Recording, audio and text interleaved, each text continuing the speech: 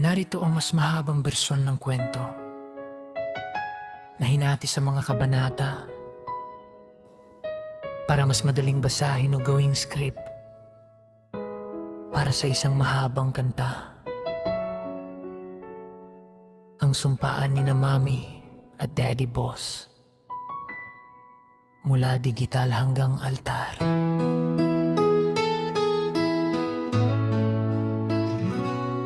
Kabanata, iang tagan sa bawat room.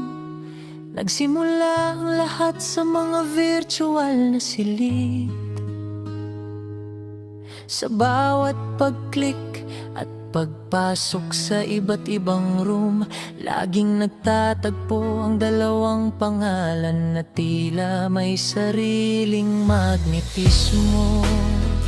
Si Daddy Boss, nakilala sa pagiging mahinahon pero matikas, at si Mami Boss na puno ng ganda at kulit. Noon ang bawat pagtatagpo ay nagsisimula sa asaran. Sino ba tong maingay ng to? Kaya naman, bakit nandito ka na naman? Ang bawat chat at boses sa mic ay puno ng pikunan.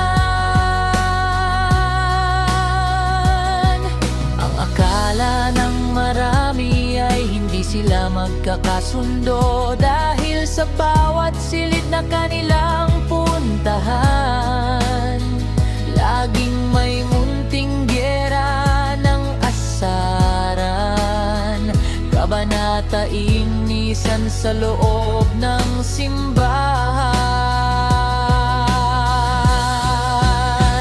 Dumating ang araw na ang asaran ay lumabas na sa screen. Isang mahalagang tagpo ang naganap sa loob mismo ng simbahan. Sa gitna ng katahimikan at banal na paligid, hindi pa rin nawala ang kanilang pagiging makulit. Naginisan sila, mga tingin ng mapangasar at mga bulong na puno ng biro. Ngunit sa gitna ng inisang iyon, may isang sandali na tumigil ang mundo habang nakatitig sa altar. Napagkanta ng dalawa na ang taong katabi nila, ang taong pinakakinaiinisan nila sa chat ay siya palang taong hindi nila kayang mawala sa totoong buhay. Ang inisan ay naging malalim na pagtitig at ang asaran ay naging pangako ng katapatan. Kabanata, ang patunay ng tadhana. Dito napatunayan na ang kanilang pagtatagpo ay hindi lang aksidente sa internet o sa isang app. Ito ay isang tagpo na ipinagda ng langit.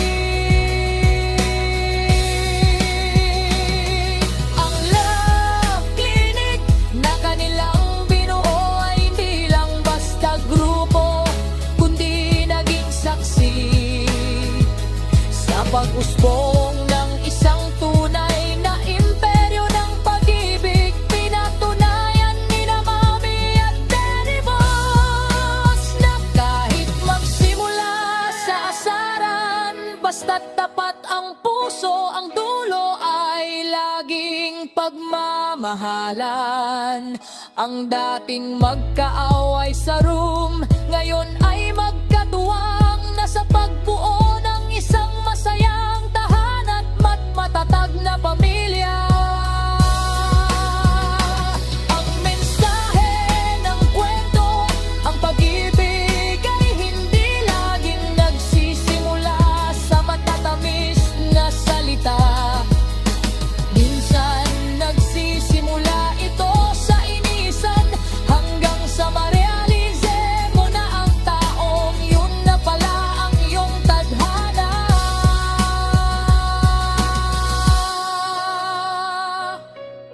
Ano ang susunod nating gagawin? Gusto mo bang igawa ko ito ng kanta na may 3 hanggang 4 na verses? Gusto mo bang gawan natin ng visual image ang tagpong ito sa loob ng simbahan? O baka gusto mo dagdagan natin ang mga pangalan, inyong mga tropa sa Love Clinic?